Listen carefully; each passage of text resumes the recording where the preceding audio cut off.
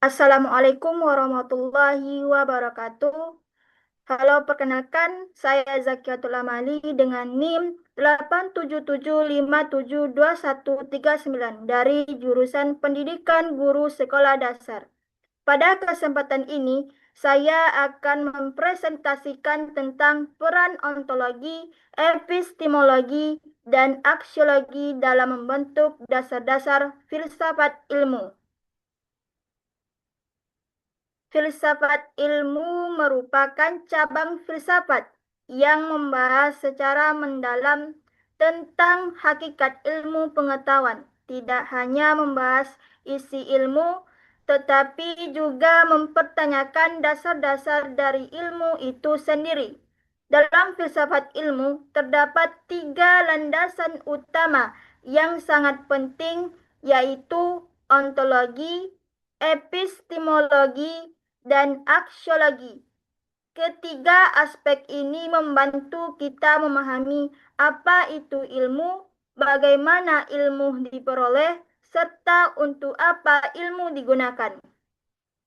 Dengan memahami ketiga landasan ini, kita dapat melihat ilmu secara lebih kritis, tidak hanya sebagai kumpulan pengetahuan, tetapi juga sebagai suatu sistem yang memiliki dasar filosofis yang kuat. Pertama, kita akan membahas ontologi. Ontologi adalah cabang filsafat yang membahas tentang hakikat realitas atau keberadaan. Dalam konteks filsafat ilmu, ontologi menjawab pertanyaan seperti apa yang menjadi objek kajian suatu ilmu.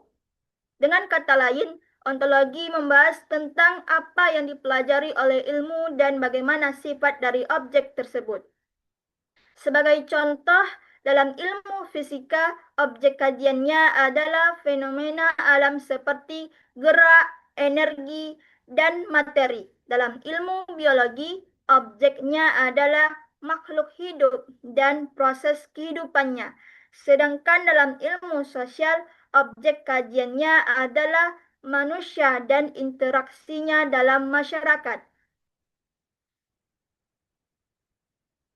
Ontologi juga membahas apa realitas tersebut bersifat nyata, dapat diamati, atau hanya bersifat abstrak.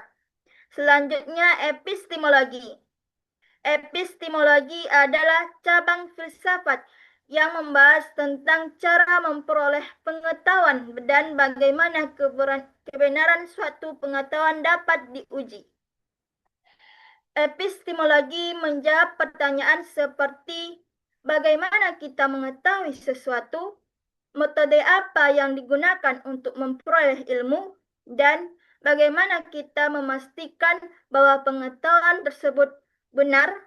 Dalam ilmu pengetahuan, epistemologi berkaitan erat dengan metode ilmiah. Metode ini meliputi langkah-langkah seperti observasi, perumusan masalah, penyusunan hipotesis, eksperimen, hingga penarikan kesimpulan. Sebagai contoh, dalam penelitian, hasil tidak boleh hanya berdasarkan opini, tetapi harus didukung oleh data dan analisis yang sistematis.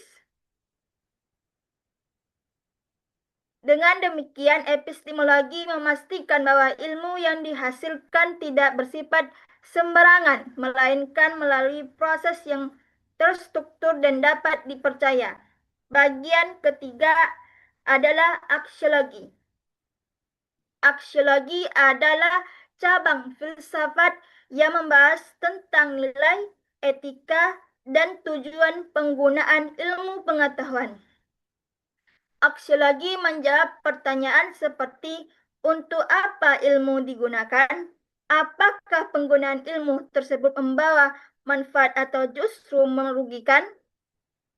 Ilmu pengetahuan pada dasarnya bersifat netral, tetapi penggunaannya sangat bergantung pada manusia.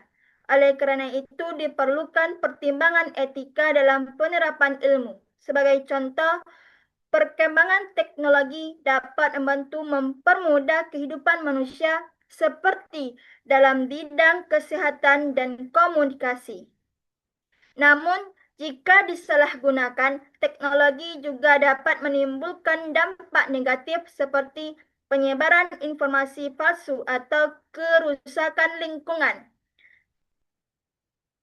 Keterkaitan ketiganya, ontologi, epistemologi, dan aksiologi tidak berdiri sendiri, melainkan saling berkaitan dan membentuk satu kesatuan dalam filsafat ilmu.